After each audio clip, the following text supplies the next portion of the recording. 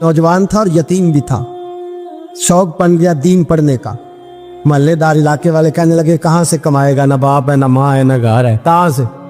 हजरत रूमी कहते हैं नौजवान ने जंगल में झोंपड़ी लगा ली।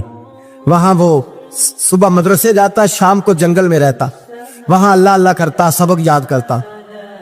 एक दिन बादशाह की बेटी रास्ता भूल गई, जंगल में आई सहेलियों के साथ, बॉडीगार्ड भी साथ थे पर रास्ता भूल गई। खोती खोती शाम हो गई, ऐसी खोई कि जब रात गहरी हो गई तो आके उस नौजवान के पास रुकी और चिल्लाने लगी। शेर के दौड़ने की आवाज आती है, भेड़िए के बोलने की आवाज आती है। नौजवान अकेला, सहेलियां बिछड़ गई, गार्ड बिछड़ गए। कहने लगी मैं परेशान हूँ, मुझे जगह मिल जाएगी। नौजवान कहता मैंने शहजादी देखी और मुझे भी पता था कि घर एक ही है और आग को अंदर से दरवाजा भी बंद करना पड़ता है, जंगल जानवर भी आ जाते हैं।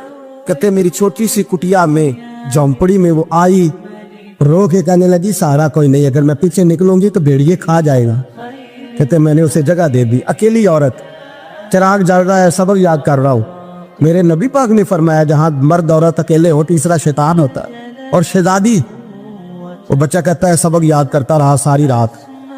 वो बच्ची को कहा सो जा, पर वो कहती है नींद मुझे भी कहाँ आई। ऐसे मौकों पर नींद, सारी रात सबक याद करता। थोड़ी थोड़ी देर के बाद चिराग जलता तो उस पर उंगली रखता, हाथ जलता तो पीछे खींचने, फिर दूसरी उंगली रखता, थोड़ी देर के बाद जलता तो खींचने, हाथ सारा जल गया। सुबह किरणें चमकी तो कहने लगा चल निकल जा, दौड़ जा, बस बड़ा सब्र का इम्तिहान हो गया, चली जा। शहजादी बाहर निकली, सिपाही ढूंढ रहे थे। बादशाह खुद जंगल में निकला हुआ था, मेरी बेटी मिल गई।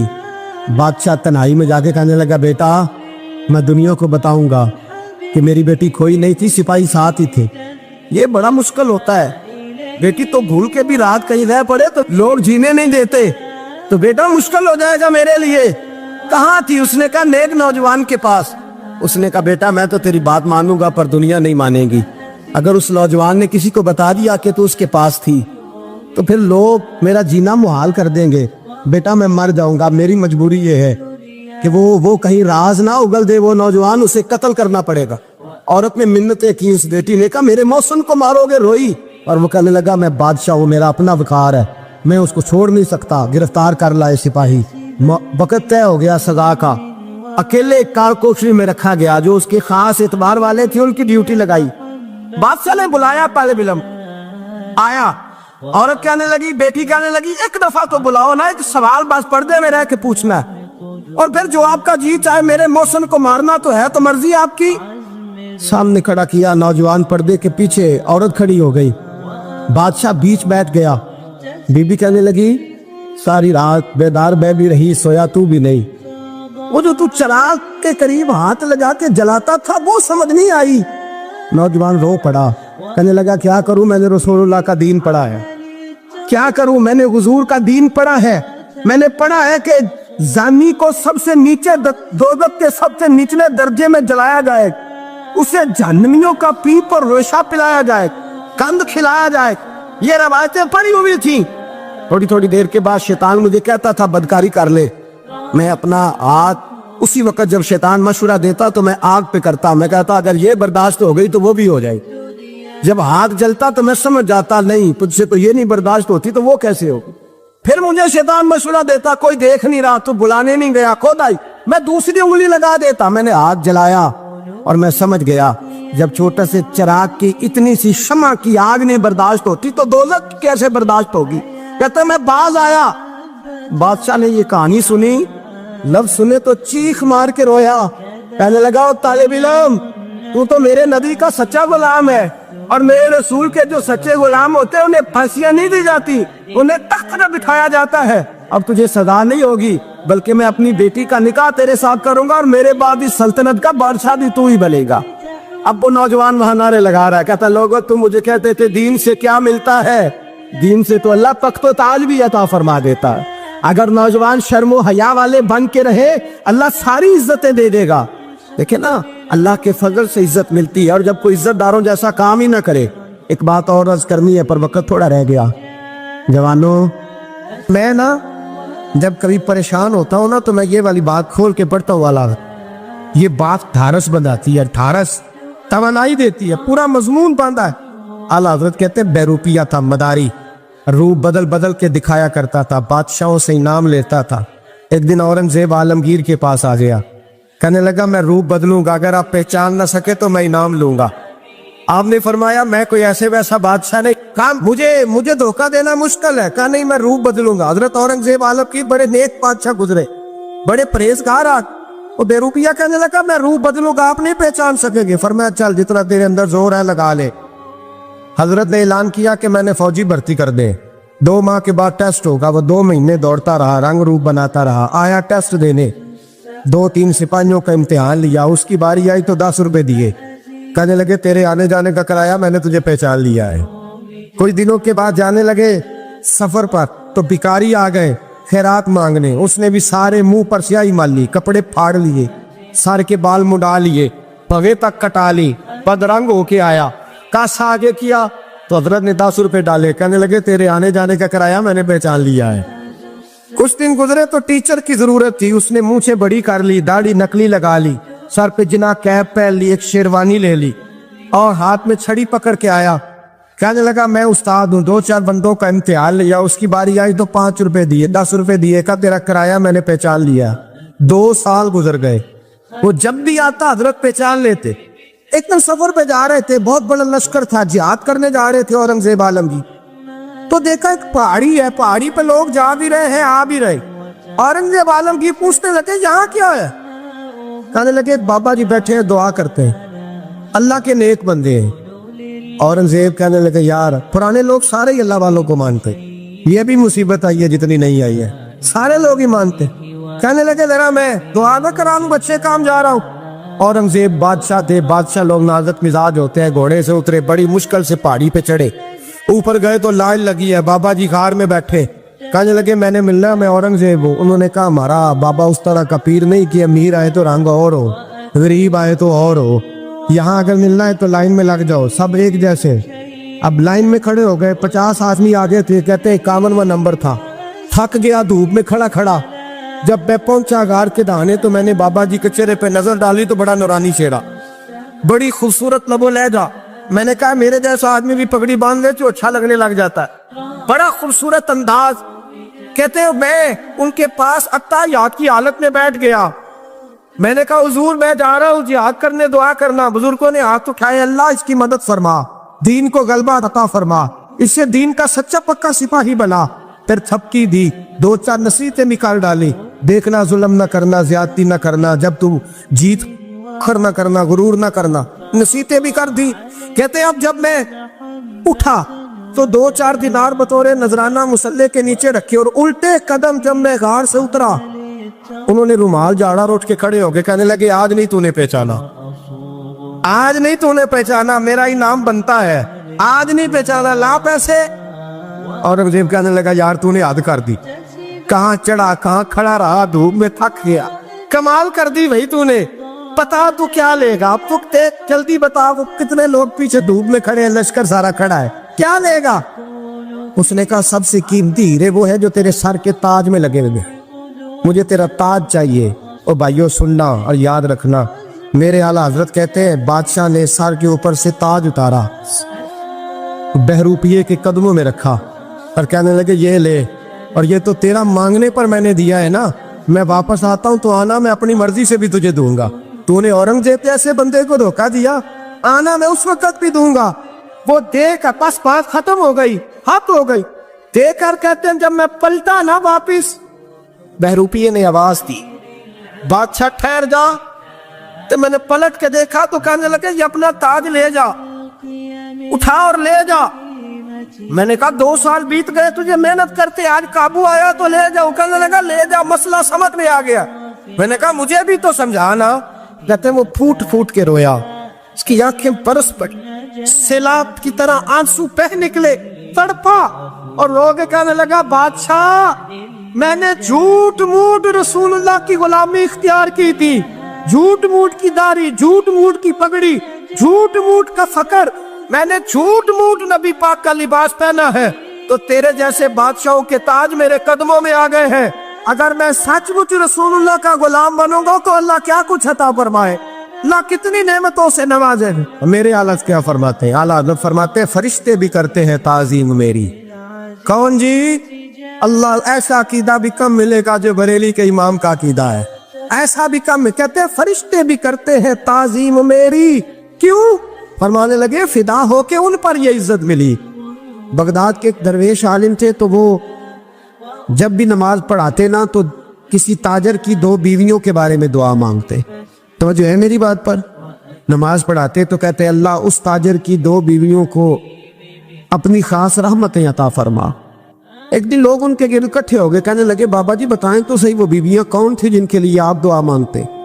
तो फरमाने लगे मेरे शहर का एक ताजर था, बहुत बड़ा ताजर था, मालदार था पर बे औलाद था। उसे बगदाद से मुल्क शाम जाना पड़ता था तिजारत करने, और कई कई महीने उसे शाम के मुल्क में रहना पड़ता था। उसने इस तरह किया कि वहां भी एक शादी कर ली। तो जो है ना मेरी बात पर, क्या कर लिया उसने? दूसरी शादी करना मर्द के लिए जायज है, तीसरी करना भी, चौथी करना भी भैया का वक्त, मगर अगर इंसाफ कर सके तो। अगर चारों में हम ना आधा मसला सुनते हैं और आधा ही बयान करते हैं, अगर इंसाफ ना कर सके फिर उसके लिए 4 जायज, फिर वो एक ही रखेगा। तो अजीज दोस्त, दूसरा निकाह कर लिया, शादी हो गई। अब वो वहां कुछ ज्यादा वक्त गुजारने लगा, मालदार आदमी था, बीवी को मकान भी लेके दे दिया। अब वो देर से आता वापिस, और जब आता भी तो उसके वो वाले अंदाज ना होते जो पहले हुआ करते थे। अब बीवी से बड़ा जासूस भी कोई नहीं होता, उसको तो पहले पता चल जाता है कि माजरा क्या है, उसे बड़ी खबर होती है। तो उसने महसूस कर लिया कि बदले बदले से मेरी सरकार नजर आते। वो कहने लगी अब के जब आता जाता है तो इसके हालात कुछ बदले बदले से हैं, माहौल कुछ और है। उसने एक बूढ़ा आदमी जो उसका अजीज भी था और समझदार भी था उसको तैयार किया। कहने लगी अब के जब मुल्क के शाम जाए ना तो इसका पीछा करना और खबर करना कि कहाँ रहता है, कहाँ जाता है, क्या करता है। वो बूढ़े बुजुर्ग जो थे वो खातून के कहने पर कुछ उसने किराया भी दिया। वो उस ताजर के पीछे गए और वापस आके खबर दी। कहने लगे कि ये तो 2-3 साल बीत गए, इसने वहां भी शादी की हुई है, तुझे बताया ही नहीं। बीवी बड़ी समझदार थी, हौसला मंद, जीरत, उसने शोर नहीं मचाया। उसने कहा कि मैं ना अब जब आएगा ना तो तरीके से बात करूंगी और पूछूंगी कि ऐसा क्यों किया। और ये भी उसने आके बताया कि अगर तेरे साथ निकाह के बाद उसे औलाद नहीं मिली तो औलाद वहां भी कोई नहीं, कि मुकम्मल तफसीलात। अब जब इस दफा खामंद आया तो आते ही वो बीमार हो गया, कमजोर होने लगा। अब खातून ने मुनासिब नहीं समझा कि आते ही धड़ाम से मैं उसके सर पर ये ठोड़ दूं कि तूने निकाह किया हुआ है और मुझे बताया नहीं। वो जरा तसल्ली में रही, कुछ वो बीमार था, हौसला रखा, खिदमत करती रही।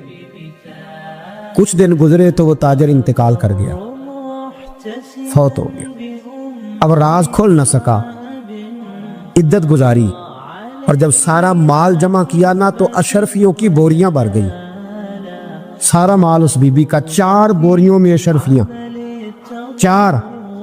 यहां तो पेट का दोज़ख है, माज़ अल्लाह, भरता ही नहीं। हल मिन मजीद, हल मिन मजीद। वो जो कहते थे ना कि बस बाहर चला जाऊं और बाहर मैं कुछ थोड़े से पैसे कमा के 2-3 साल में लौट आऊंगा, फिर यहाँ आके कोई कारोबार करूंगा, वो गए हैं तो वापिस नहीं आए। वो जो कहते थे ना बस मैंने इतना सा कारोबार करना है कि मकान बन जाए, उन्होंने 4 मकान भी बना लिए हैं, लेकिन ब्रेक हल में मजीद की दौड़ है। अब 4 बोरियां उस औरत ने छुपाए रखी।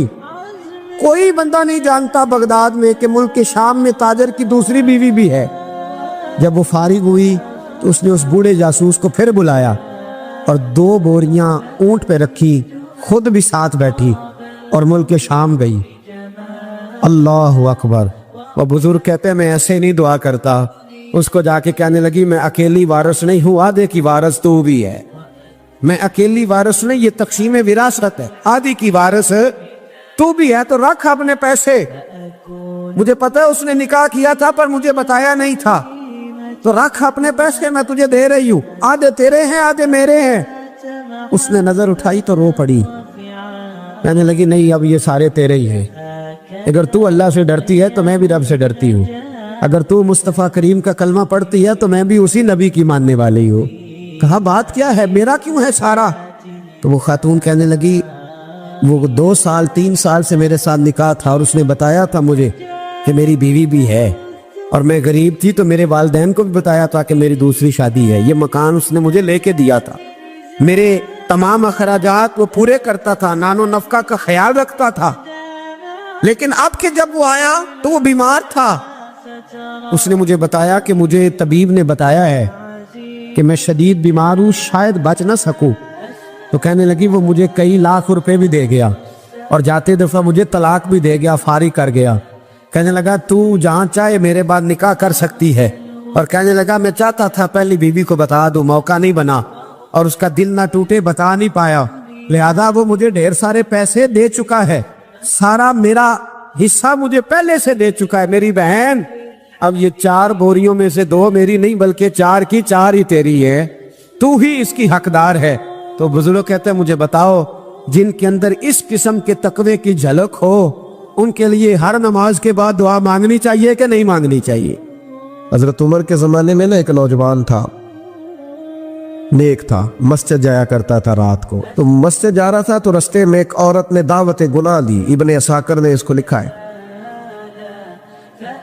تو نوجوان تھا, خواہشات تھی, کچھ طبیعت مائل ہو گئی. ابھی ادھر جا ہی رہا تھا کہ کسی نے آیت پڑھ دی, والی من خاف مقام ربی جنتان, جو رب کے سامنے کھڑے ہونے سے ڈرے گا اللہ 2 جنتیں دے گا.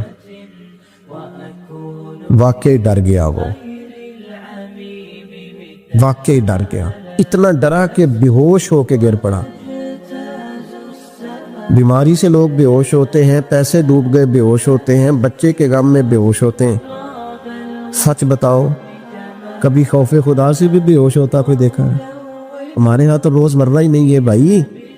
اور بڑی باتیں ہیں بے ہوش ہونے کی, ڈرنے کی, غش کھانے کی. بے ہوش ہو کے گر پڑا. بوڑھے باپ کو کسی نے بتایا بچہ بے ہوش پڑا ہے, اٹھا کے گھر لائے. گھر لا کے کہا بیٹا کیا ہوا؟ نوجوان ہے, چڑھتی جوانی ہے, پر پاکیزہ بڑی ہے. کہنے لگا ابا جی گناہ کی طرف چلا گیا تھا, پر میں نے آیت سن لی جو اللہ کے سامنے کھڑے ہونے سے ڈرے گا رب 2 جنتیں دے گا. میں ڈر گیا تھا, رب واقعی 2 جنتیں دے گا. باپ رو پڑے, ابا جی کی آنکھوں میں آنسو آئے اور کہا پتر اللہ بڑا مہربان ہے, اس کے وعدے سچے ہیں, واقعی 2 جنتیں دے گا. اس نے پھر ایک چیخ ماری اور اس طرح کی ماری کہ اس کی روح ہی پرواز کر گئی. روح ہی پرواز کر, کشتگانے خنجر تسلیم را, عشق کی خنجر سے قتل ہو گئے لوگ. صبح حضرت عمر کو پتا چلا کہ انہوں نے تو رات جنازہ بھی پڑھ دیا, تدفین بھی کر دی. جناب عمر فرمانے لگے اتنا نیک نوجوان خوف خدا سے دنیا سے چلا گیا, مجھے کیوں نہیں بلایا میں جنازہ پڑھتا. فاروق اعظم فرما رہے ہیں میرا شوق تھا میں اس کا جنازہ پڑھتا. کہ حضور